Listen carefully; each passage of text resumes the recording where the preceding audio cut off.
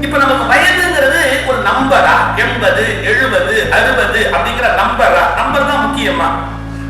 Sir, முதுமை அழகானதா அழகு குறைந்ததா? கருவுற்று இருந்தால் நீ ஒருவருக்கு தாயாக இருப்பாய், கருணை உற்றதால் பலருக்கு தாயாகாய் அப்படின்னா. வயசு அப்படிங்கிறது அபிப்பிராயம் அப்படிங்கிறார், அது ஒரு ஒப்பீனியன்.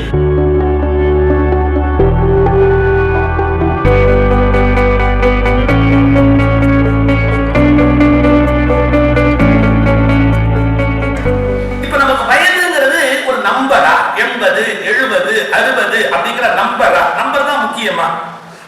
உண்மையிலே கர்நாடகா முதலமைச்சர் குமாரசாமிக்கு தான் நம்பர் முக்கியமே ஒழிய நம்ம யாருக்கும் நம்பர் தான் முக்கியம் கிடையாது. நம்பர்ல தலையெழுத்து இருக்கு, நம்ம கூட நம்பர்ல ஒன்றும் தலையெழுத்து இல்லை.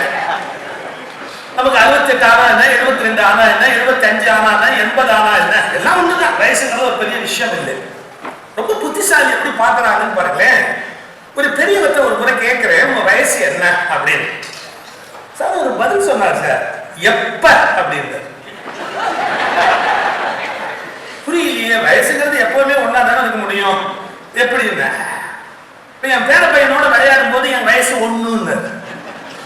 ஏன்னா அவன் எவ்வளவு முட்டாளா விளையாடுவானோ அதை விட முட்டாளா நான் இருந்தாதான் என் பேர பையனோட சந்தோஷமா இருக்க முடியும். அப்போ ஒரு வயசு குழந்தைங்க என்ன அட்டுழியம் பண்ணுமோ அவ்வளவு நான் பண்ணுவேன். என் பேர குழந்தையோட விளையாடும் போது எனக்கு வயசு 1. எனக்கு ஒரு பேத்தி இருக்கிறா, அவனுக்கு ஒரு 4 வயசு ஆச்சு. அவளோட டிவி நான் பாக்குற போது என் வயசு 5. நான் வந்து மியூசிக் போட்டு திடீர்னு டான்ஸ் ஆடுவேன். அப்படி டான்ஸ் ஆடும்போது என் வயசு 16, 18. எங்கிட்ட சில பேர் அட்வைஸ் கேட்பாங்க, வாழ்க்கையில பிரச்சனைன்னு. அவங்க எல்லாம் உட்காந்து பேசிக்கிட்டே இருப்பேன். அப்ப என் வயசு 60.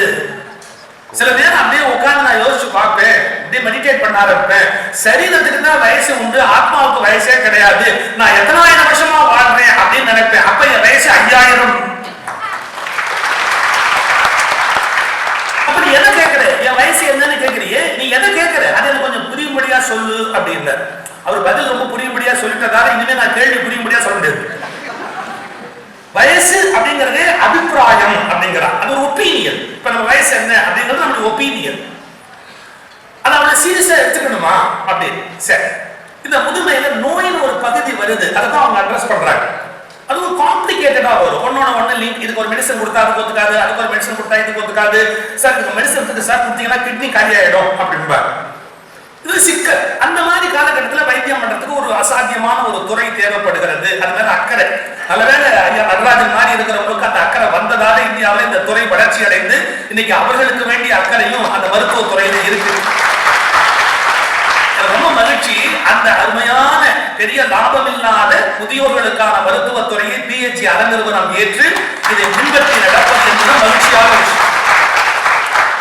நான் பிஹெச்சி ஒரு முறை ஒரு விழாவில் பேசும்போது சொன்னேன், எல்லா கல்வி நிறுவனங்களுடைய வெள்ளி விழாவில் இன்னொரு நடந்தது. அப்ப பேசும்போது ஒரு வார்த்தை, ஃபவுண்டருடைய ட்ரஸ்ட் டீடு, இந்த ஃபவுண்டருடைய ட்ரஸ்ட் டீடு, அது ஒரு வரி, என்னால் மறக்கவே முடியாத ஒரு வரி. ஒரு வரி, 4 புத்திரர்கள், ஆனா அவருடைய சொத்தை 5ஆ பிரிக்கிறார். 4 புத்திரர்கள் ஒரு சொத்தை 5ஆ பிரிச்சுட்டு ஒரு வார்த்தை எழுதுறார், எனக்கு புத்திரர்கள் 4வராக தர்மத்தை என் 5ஆம் புத்திரனாக எடுத்துக்கொண்டு நான் இந்த சொத்துக்களை பிரித்து எழுதுகிறேன். எவ்வளவு பெரிய வார்த்தை, தர்மத்தை என் 5ஆம் புத்திரனாக வரித்துக் கொண்டு. எவ்வளவு பெரிய வார்த்தை.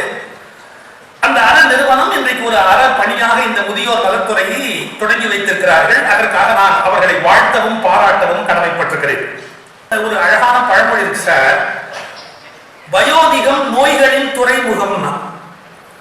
இந்த வயோதிகம் நோய்களின் துறைமுகம்னா, துறைமுகத்துல ஒரு கப்பல் வரும்போது ஒரு கப்பல் புறப்படும், ஒரு கப்பல் புறப்படும் போது ஒரு கப்பல் வரும். அது மாதிரி லேசா ஆஸ்துமா புறப்படும் போது இன்னொன்னு ஆரம்பிக்கும். இது புறப்பட்டு கொஞ்சம் போகும்போது வேற ஒரு வகையான இன்னொரு நோய், ஏதாவது ஒண்ணு. வயோதிகம் நோய்களின் துறைமுகம். ஒரு கப்பல் தங்கும், ஒரு கப்பல் போயிட்டே இருக்கும், தவிர்க்க முடியாது. அப்போ உடல் சார்ந்த மருத்துவத்துல நமக்கு ஒரு அறிவுரையும் தெளிவுரையும் வழங்குவதற்கு ஒரு துறை தேவைப்படுகிறது. அதை முறையாக தொடங்கி இருக்கிறாங்க. ஆனா மனம் சார்ந்து நம்ம எப்படி நம்முடைய வாழ்க்கையை வைத்துக் கொண்டா சிரமம் இல்லாம கஷ்டம் இல்லாம எஞ்சிய காலத்தை ஒரு வரமாக சந்தோஷமா கொண்டு போக முடியும். சார், முதுமை அழகானதா அழகு குறைந்ததா? நம்ம பொதுவா என்ன சொல்லுவோம், இளமையில இருக்கிற ஒரு அழகு சார் முதுமையில எது வராது சார் அப்படின்னு சொல்லுவோம். என்னுடைய பழைய போட்டோஸ்லாம் எடுத்து பார்த்தா கூட எனக்கு ஒரு திராட்சை பழம் ஒரு கொத்து மாதிரி நிற்கும் தலைமுடி. அந்த காலத்துல அப்படியே ஒரு சுல்லா வந்தது அப்படி ஒரு சுல்லா திராட்சை மாதிரி நிற்கும். இப்ப இருக்கிறத அட்ஜஸ்ட் பண்ணி வர்றதே பெரிய வேலையா இருக்கும். ஷைனிங் இருக்கும், ஒரு கலர் இருக்கும், இளமையில தான் அழகு இருக்கும் அப்படின்னு நம்ம சொல்லுவோம். இது உண்மை இல்லை. என்ன உண்மை இல்லை? மகாத்மா காந்தி படம், சின்ன வயசு படம் பாருங்க, லேட்டர் ஸ்டேஜஸ்ல மகாத்மா காந்தி படம் பாருங்க. தென்னாப்பிரிக்காவில் காந்தின்னு ஒரு படம் போடுவான். கிட்டத்தட்ட ஆப்பிரிக்க குரங்குக்கும் அதுக்கும் அதிக வித்தியாசம் இருக்காது. என்ன சார் மகாத்மாவை எப்படி சொல்றேன்னு கேக்குறீங்களா? தென்னாப்பிரிக்காவுக்கு காந்தி போன போது ஒரு போட்டோ எடுத்து பாருங்க. தென்னாப்பிரிக்காவில் காந்தி அப்படி ஒரு குல்லா போட்டிருப்பாரு, ஒரு கடுக்கல் போட்டிருப்பாரு, மூஞ்சி இருக்கும். தென்னாப்பிரிக்காவில் காந்தின்னு ஒரு படம். அதே மகாத்மா காந்தி பிற்காலத்துல தேச தலைவராகி இது பாருங்க, ஒரு மாலையை கயற்ற மாதிரி பொக்கவாய் சிரிப்புல ஒரு படம் ஒன்று இருக்கு. யாரோ நூல் மாலை போடுவாங்க, அந்த நூல் மாலையை கயற்றிட்டு ஒரு சிரிப்ப அந்த படத்தை பாருங்க. அந்த படத்தை பார்த்துட்டா கடவுளை பார்க்க வேண்டிய அவசியமே கிடையாது, அவ்வளவு பிரகாசமா இருப்பார் மகாத்மா காந்தி. இளமையில் அழகா இல்லாத ஒரு மோகனதாஸ் முதுமையில் அழகாக இருந்தார் என்றால் அவர் வாழ்வு தவமாக இருந்ததால் இளமையில் இல்லாத ஒரு அழகு முதுமையில்.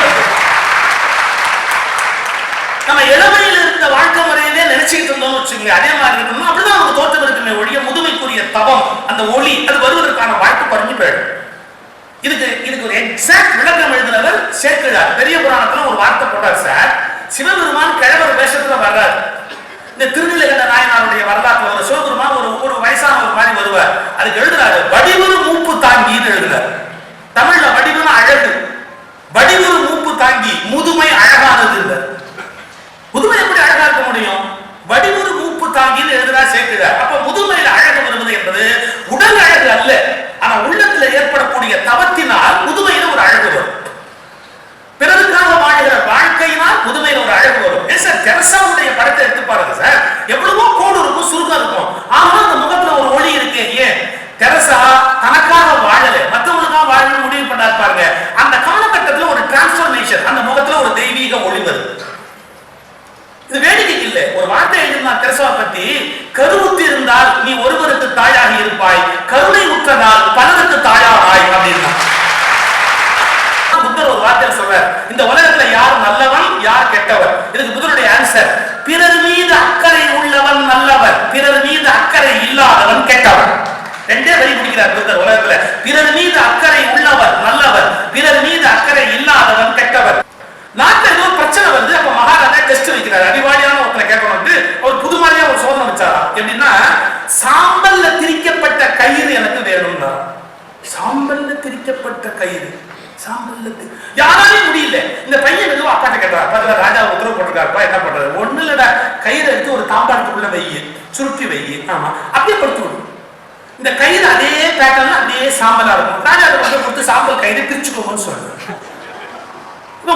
அப்படியே கயிறு அப்படியே கருகி இருக்கும், சாம்பல் அப்படியே அப்படியே கயிறாக இருந்தது. சாம்பல் திரிக்கப்பட்ட கயிறு அசைஞ்சுட்டாங்க. இவர் இன்னொரு டெஸ்ட் வைக்கணுமேனு வாசிக்காத ஒரு மேடத்தை கொண்டா, யாரும் வாசிக்க கூடாது, மேடத்துல சத்தம் வரணும் அப்படின்னா. இது வந்து அம்மா அப்பாட்ட கேட்கறேன், என்ன பண்றது எனக்கு தெரியலையே அப்படின்னு. இவர் ஒண்ணு இல்லடா, ஒரு சின்ன மேடத்தை எடுத்துக்க, ஒரு தோல் எடுத்துட்டு என்ன பண்ற, ஒரு தேன் அடை இருக்கு இல்லையா, அந்த தேன் அடையில இருந்து அப்படியே சைலண்டா எடுத்து அசையாதபடி அந்த தேன் அடையை உள்ள வச்சுட்டு மேல தோலை வச்சு தச்சிடு. அந்த தேவை